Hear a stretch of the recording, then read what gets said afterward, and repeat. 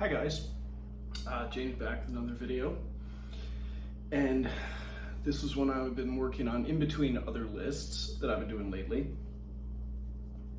and I finally nailed down a solid list for this topic. And if you clicked on it, you know this is the top 10 psychological thrillers.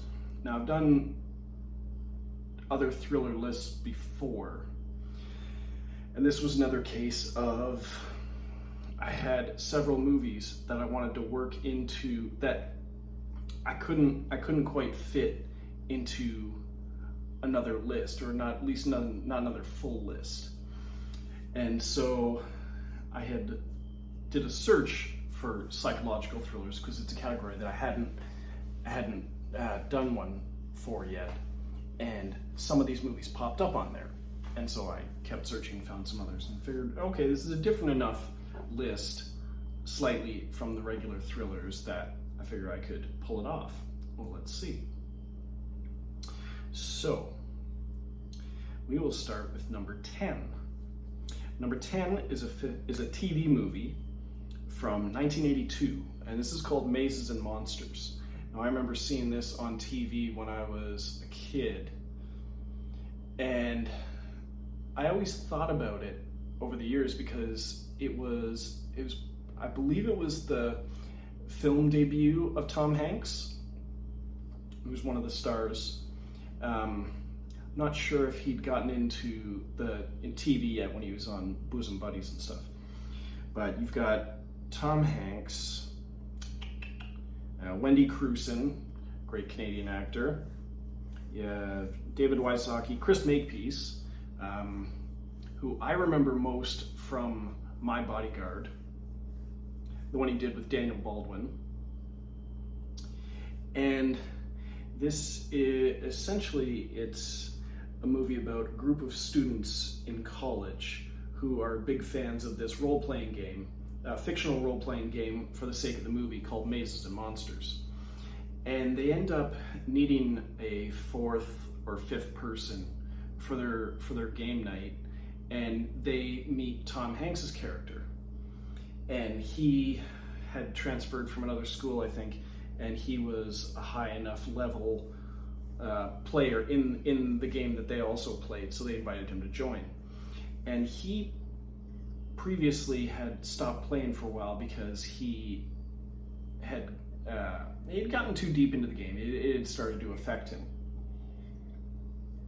But he felt like this new group of friends all join them and play the game with them. And it sort of has a negative effect on him, a damaging, traumatic effect on him.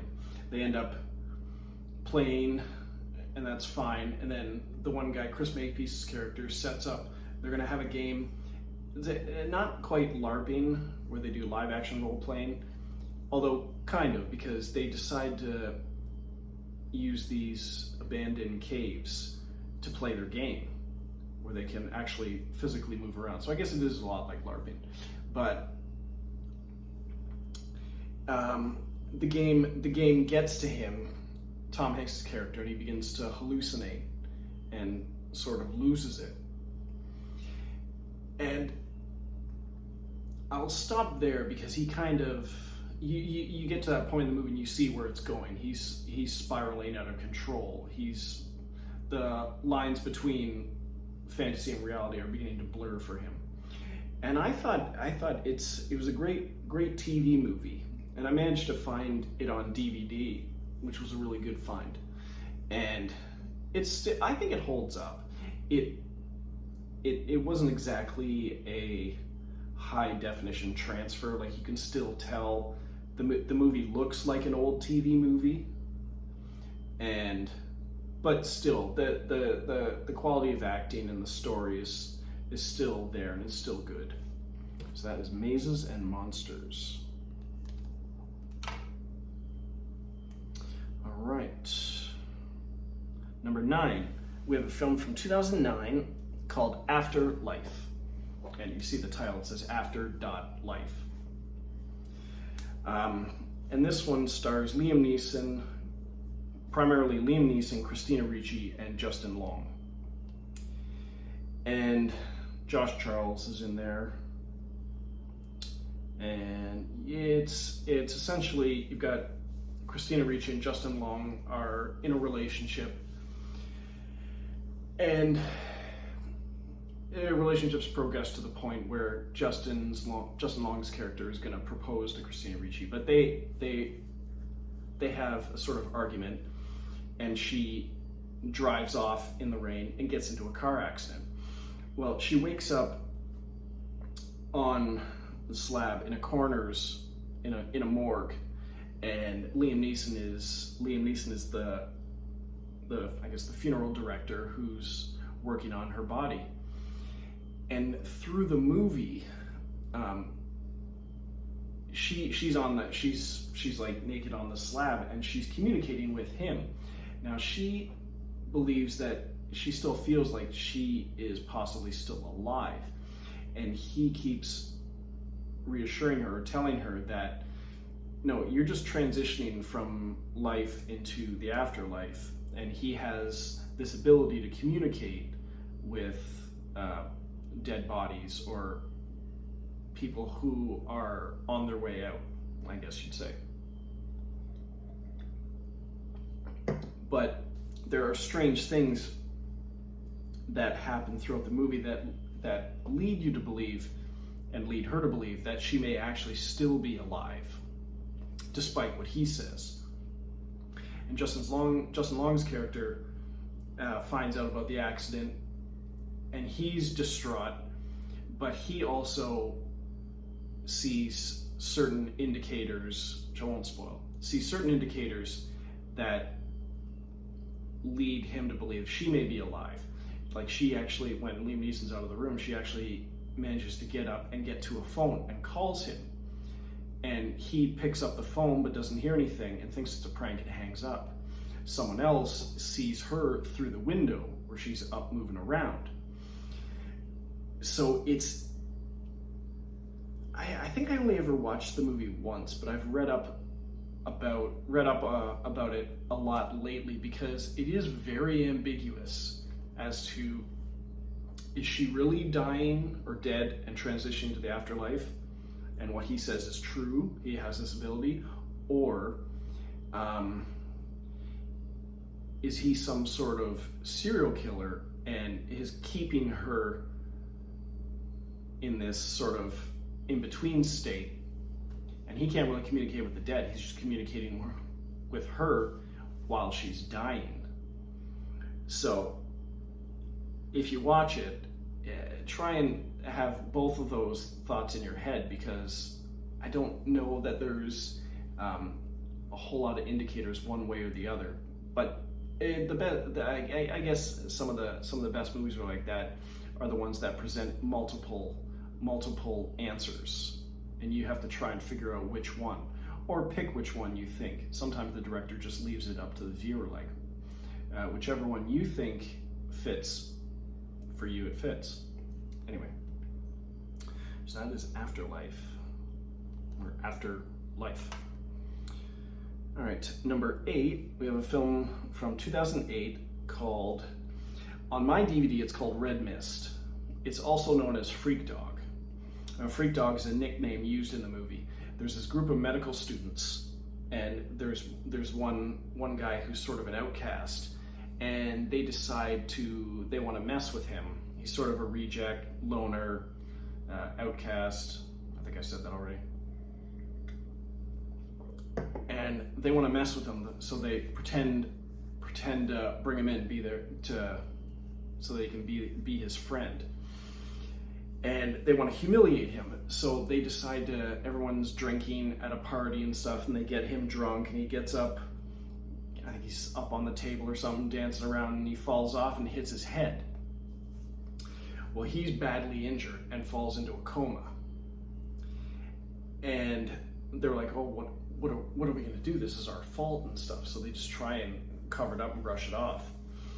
Well, what happens is he is so angry about what happened, about what they did to him, that somehow he projects his spirit or his essence out into the world, and he possesses people, and he starts to possess each one of them and starts to, I guess, knock them off one by one. Like either uses one to kill the other, uses one to commit suicide or whatever, and he's going down the line, taking out all the people who put him in this coma.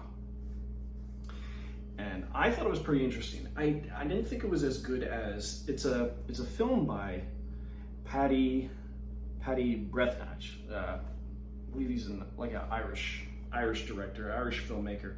And his first movie was one that I talked about probably last year sometime, called Shrooms. And I thought it was a good follow-up, but didn't quite live up to Shrooms. And as I said, Freakdog is a nickname that these medical students use for the guy that they're tormenting. So that's Red Mist, also known as Freakdog.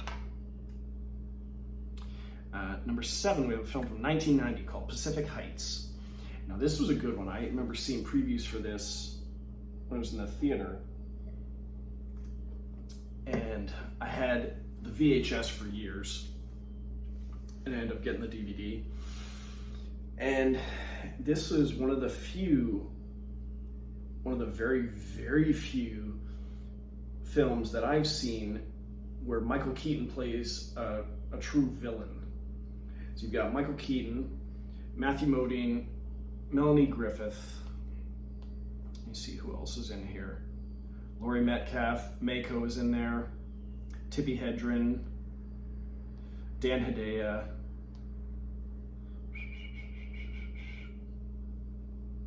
Beverly D'Angelo in an uncredited role. And essentially you've got Matthew Modine, Melanie Griffith, who decide to get into the real estate game and buy this big, what do they call it?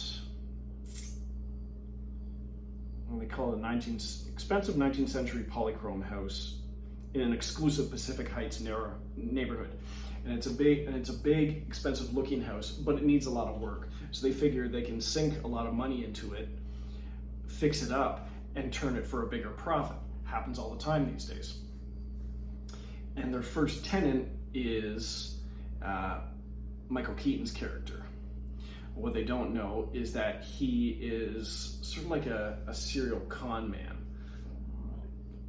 Where he takes advantage of people, turns the law to his favor and against them, and assumes, sometimes gets the guy imprisoned. I think he targets couples, gets the guy imprisoned, assumes his identity, moves on, targets someone else. And he basically moves in, doesn't really have the money to initially he signs the lease. Doesn't really have enough to pay for one of the rooms in the house just yet in full, but he offers cash on the spot. So he's allowed to sign the lease. So now he's in, and then he decides to basically wreak havoc on their lives and in the house. And uses the law. He's very good at using the law to his advantage, finding all these loopholes. And he's very meticulous and very sinister. And I still can't believe, well, no, I can believe, because Michael Keaton's a fantastic actor. So of course he can play a really good, really nasty, villainous character. He just doesn't do it hardly ever. But he was very good at it. So that is Pacific Heights, filmed by John Schlesinger. All right, number 6, we have a film from 2006 called Bug. And this is a film by William Friedkin, and I believe it's based on a play by Tracy Letts, who is a playwright, also a sometime actor. And William Friedkin also adapted another one of Tracy Letts' plays into a film. That was Killer Joe, which I believe was after this. But this one is, you can tell it's based on a play because it essentially takes place primarily in one location. You've got Michael Shannon and Ashley Judd, who are two kind of loner characters who find each other. and they move in together into this small house, and that's where the problems begin, because they both share this kind of like a paranoia or neurosis, where they seem to detect all these like minuscule bugs or bugs on their skin, and they completely freak out and isolate themselves in this house, and it's their relationship becomes stronger, but the reality starts to degrade around them, and their world gets smaller and smaller and smaller as they become more and more paranoid and freaked out by these bugs that are all over their skin, infesting the entire place, in their bodies and stuff like that. And it's a fascinating movie, and just acting clinic by Michael Shannon and Ashley Judd, and it's just so well written, so well directed and acted. It's a great movie. That is Bug. Highly recommend that one. Number 5, we have a film from 2001 called The Hole. That's a film by Nick Ham. Only 2 movies I saw of his was this and Godsend. Godsend was that one where Robert De Niro plays this sinister kind of doctor who helps this couple conceive, and they conceive this child that ends up being kind of evil. Anyway, this is the one we did before that, and this one has Thora Birch, Desmond Harrington, Daniel Brocklebank, Lawrence Fox, Keira Knightley, and Beth Davids. And this was one of Keira Knightley's first films, and Thora Birch, I think this was after. Yeah, I think this was after American Beauty. And this is basically a bunch of students who four friends who decide to get together and go out into this, it's like this bomb shelter.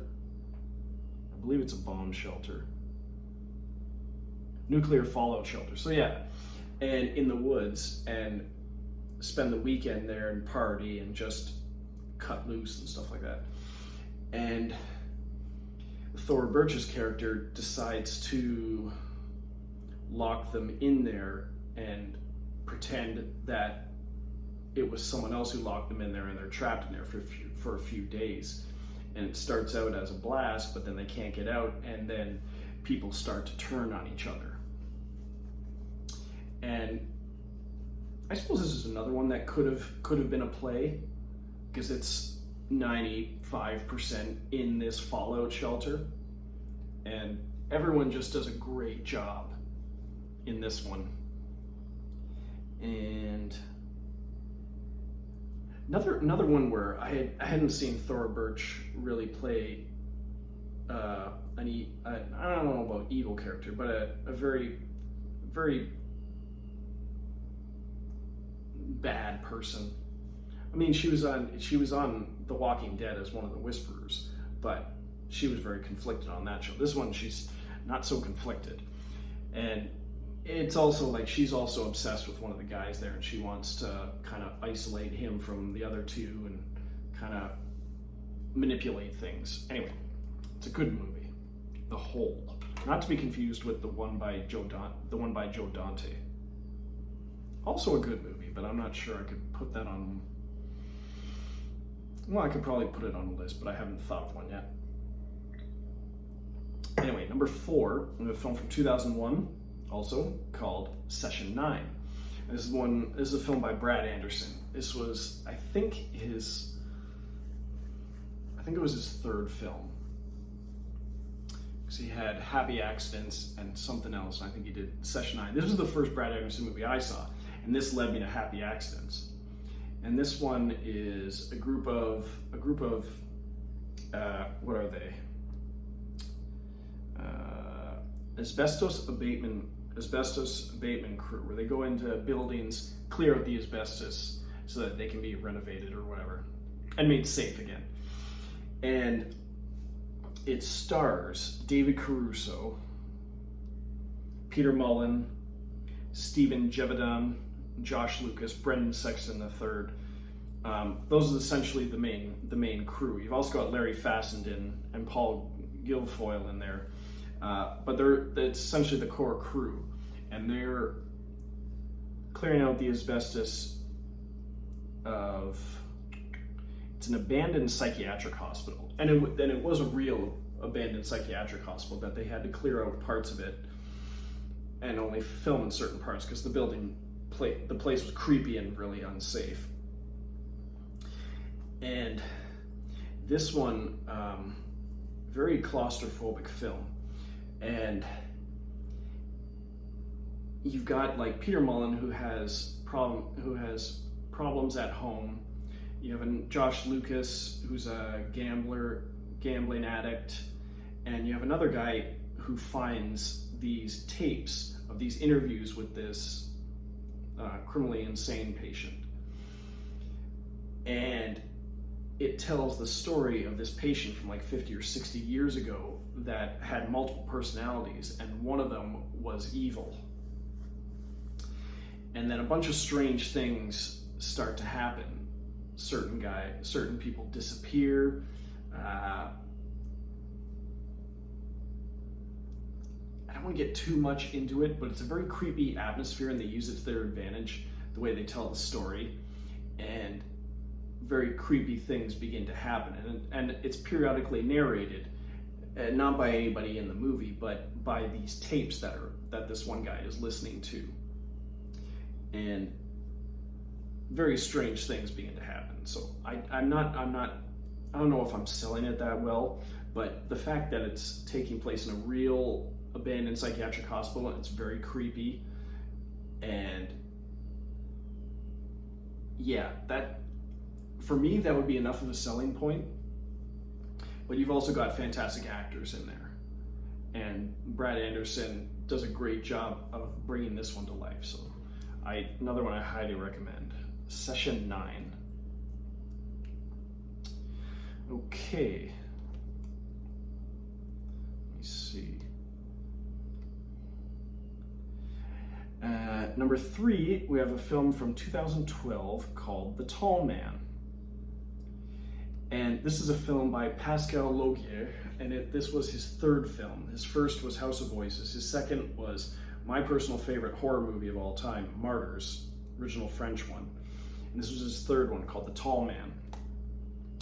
And this one takes place on or near, I don't think it's kind of out in the middle of nowhere, outskirts of a town. And there might be an Indian reservation nearby, I think. And it's, one of the main people in it is Jessica Biel. And some of the other actors you may not really recognize. You've got the one little girl from Silent Hill. And the movie, it's almost two halves, because you've got the first half where Jessica Biel is taking care of this little girl and she's taking care of a little boy, and she has this other girl who helps around the house. And the little girl from Silent Hill lives with her mom. And it seems as though there's one lady in town who everyone thinks is crazy, and everyone thinks highly of Jessica Biel's character. Comes into town, tries to talk to this one lady. She doesn't want to have anything to do with her. But there's not much I can say about this one without spoiling it. And it's really worth it when the movie turns. And let me see.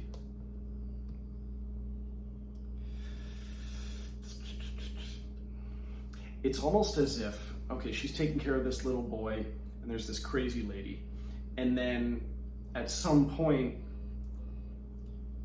the movie turns almost 180 degrees, and this crazy lady doesn't look so crazy.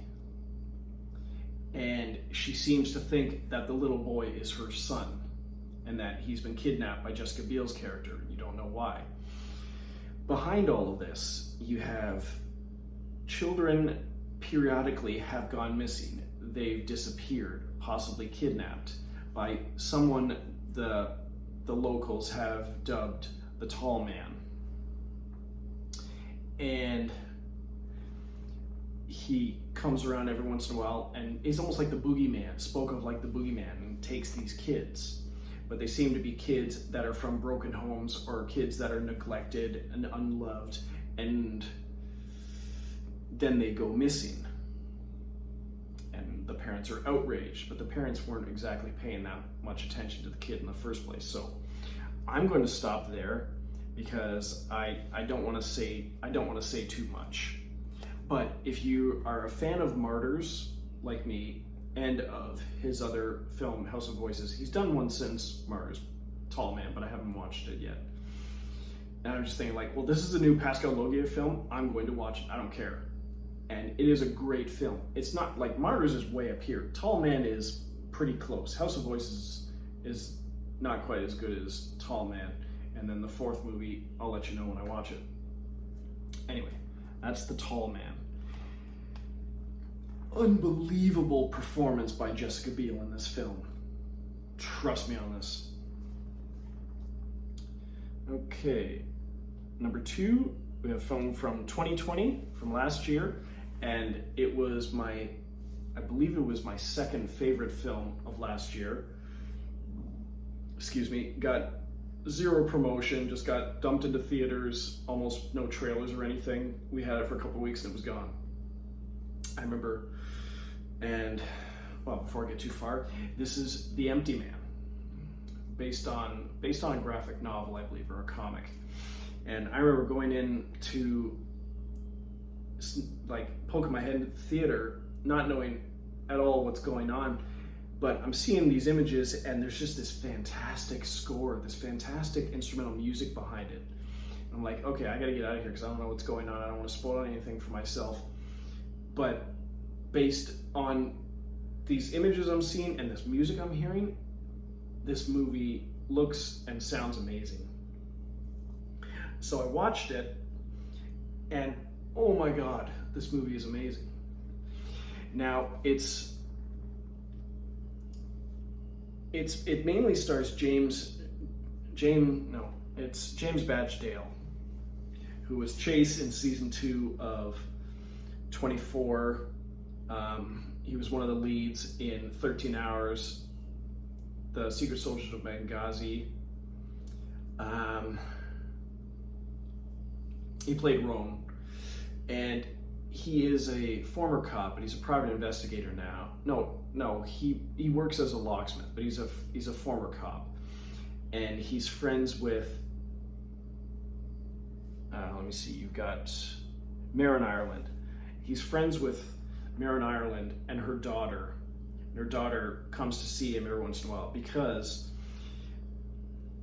Marin Ireland and their daughter lost their father to cancer. And shortly after that, or really rather during the funeral, during the wake, James Badge Dale's wife and son left to drive home. He stayed behind to comfort her, and they were in a car accident and died. So they share this sense of loss, or this actual loss. And what the daughter doesn't know is that they sort of had a brief tryst or relationship. They slept together. And a year or so has passed, and the daughter comes to see James Badge Dale's character and says just to check in on him, says some very cryptic things, and then leaves. Then she disappears, and there's this message on the mirror in her room, in her bathroom, written in blood. It says, "The empty man made me do it." And he interviews one of her friends who says they were on the bridge the other night, and they did this thing where if you find a bottle on the bridge and blow into it, then you'll hear something, and then like on the first day you'll hear the empty man, on the second day you'll see the empty man, on the third day the empty man comes for you. And he begins to investigate, and he finds like the one daughter is missing, the other friend dies mysteriously, and the other 4 friends hang themselves under the bridge. This is all in the first 10-15 minutes of the movie. No, sorry. It's within the first 45 minutes of the movie. The first 20 minutes of the movie is this prologue that takes place in Tibet, which you're thinking like, okay, what the hell does this have to do with the rest of the movie? Because all of a sudden it jumps forward like 25 years. It makes sense once you get to the end of the movie. I will say up front, the movie's about 2.5 hours long, which is long for a psychological thriller or horror film like that. But in my opinion, totally worth it. It's very compelling. And he continues his investigation into her disappearance, what sort of things she was into, and who the hell's the empty man. You've also got Stephen Root in there as someone who's part of this institute, Pontifex Institute, that he investigates. And this movie takes several different turns during his investigation, but is just fascinating to me. I was endlessly fascinated during this movie. Sorry, I'm saying fascinating too much, but it is. And I've heard that the movie did terrible at the box office, but has since become a cult hit, and I can totally see why, because it gets word of mouth, and the word of mouth just keeps spreading. The movie's so good. The movie's so good. You have to watch this movie. So this is me spreading word of mouth. One of the highest recommendations I can give is to watch the movie The Empty Man. Okay, we're at number 1. Empty Man was almost number 1, but number 1 has been a favorite of mine since it came out in 1999. This is a film by Roman Polanski. This is The Ninth Gate. Now it's based on a book called The Club Dumas, and it stars Johnny Depp and Frank Langella. You've also got Lena Olin, Emmanuel Seigner, James Russo, Jack Taylor. That's essentially.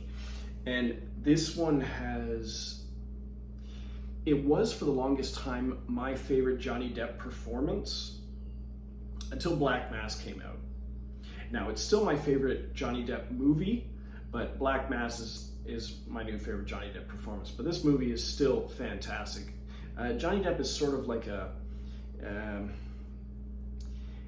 they call him, they give him a nickname of a book detective. He sort of swoops in when there's having like estate sales and like finds rare books, and sort of through sometimes underhanded means or takes advantage of people, and basically snatches up these collections probably for a lot less money than they're worth, because the people who have them generally just have massive collections. Like, I don't know what this is worth. And he goes, well, I'll take it off your hands for this. And he pulls out a wad of money and stuff like that. It's not worth that much. And he ends up making a fortune off of it. And he's sort of in cahoots with a book dealer, a guy who owns a bookstore played by James Russo. And he is employed, he gets contacted by this infamous collector, Boris Balkan, played by Frank Langella, and he hires him to track down the other two. He has this book, it is called The Nine Gates, The Kingdom of Shadows, book by a 17th century author. And it was rumored to have been, like, the author acquired a book that was reportedly written by the devil himself, and this was his translation of it. And apparently there's 3 copies in existence, and only one of them is genuine, according to Boris Balkan. And he wants Johnny Depp's character, Dean Corso, to track down the other 2 and authenticate them. and like he tracks down one person who has one copy, and then all of a sudden that person ends up dead, and he tracks down another copy from another person, and that person ends up dead, and the book mysteriously disappears, and he wonders what the hell is going on. And then all behind it all, there's this mysterious woman he keeps running into. It's a beautifully shot movie. It's the atmosphere is great, the acting is awesome, as well as the writing, and the movie is just a beautifully shot movie. And I've read the book, and the book was good, but I still like the movie a lot more. And out of the Roman Polanski movies I've seen, I think it's by far his best. And Johnny Depp just puts on what now I would consider to be the second best performance of his career. But for 2009, for almost 2 decades, I thought it was the best performance of his career. Anyway, that is The Ninth Gate. And that is the end of this list. I hope you enjoyed it. I really enjoyed talking about this movies, especially the top ones. And I guess that will be it for today. So like, comment, subscribe, suggestions, all are welcome. And I'll see you next time. Toodles.